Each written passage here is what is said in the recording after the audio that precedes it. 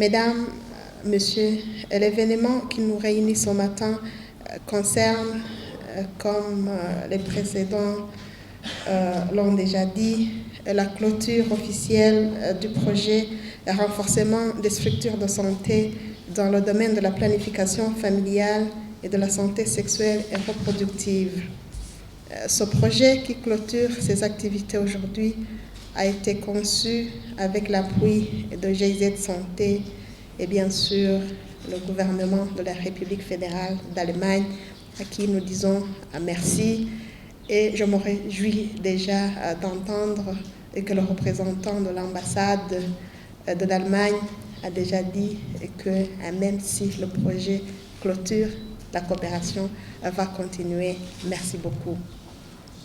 Son objectif principal, faut-il le souligner encore une fois, était d'améliorer la couverture en services de santé sexuelle et reproductive de bonne qualité dans les provinces de Mwaro, Muramvya et Gitega, et au total, 6 districts sanitaires de ces provinces ont été appuyés.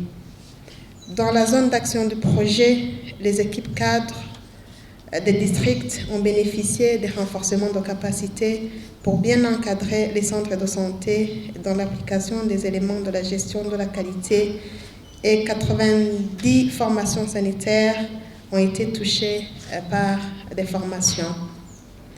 Ces centres de santé se sont transformés en centres de rayonnement des réseaux socio-communautaires composés par l'administration locale, les associations, les confessions religieuses et autres intervenants actifs au niveau communautaire en vue de sensibiliser les adolescents et les jeunes sur la santé sexuelle et reproductive.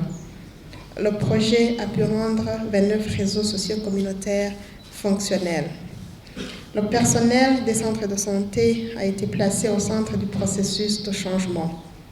Du coup, la capitalisation et la pérennisation des acquis de ce projet qui s'achève ont été intrinsèquement préparés. Distingués invités, Mesdames, Messieurs, la présentation des résultats atteints dans la mise en œuvre du projet nous montrera l'étendue de la réussite, mais aussi les défis que nous devons encore relever.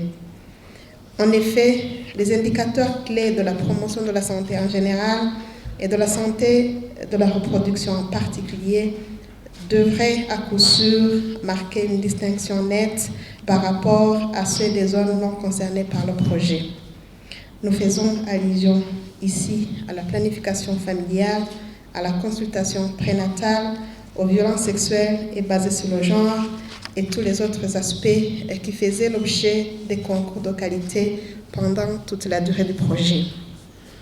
Je profite de l'occasion pour préciser qu'une évaluation indépendante d'impact servirait de thermomètre de l'allure et du niveau de progrès et de la réceptivité des innovations.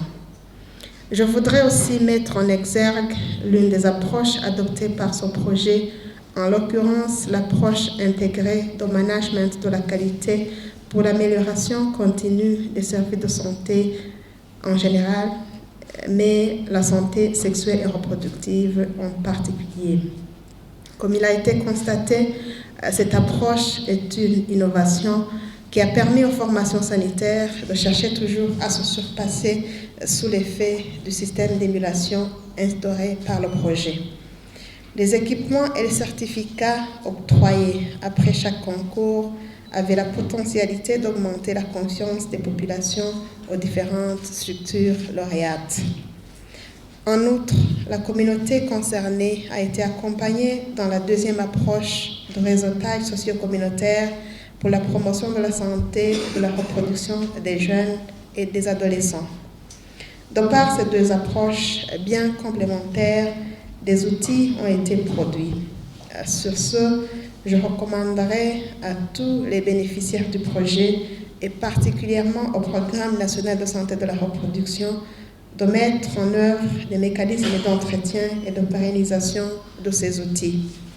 Cela permettra non seulement d'assurer la durabilité des réalisations, mais aussi de renforcer les capacités des populations à la base sur les différents apports du projet. Aux responsables tant du niveau central qu'opérationnel, je fais mention du directeur du PNSR, des médecins, directeurs des provinces sanitaires et des districts qui ont été concernés par le projet. Je vous recommande de veiller à la pérennisation des acquis du projet.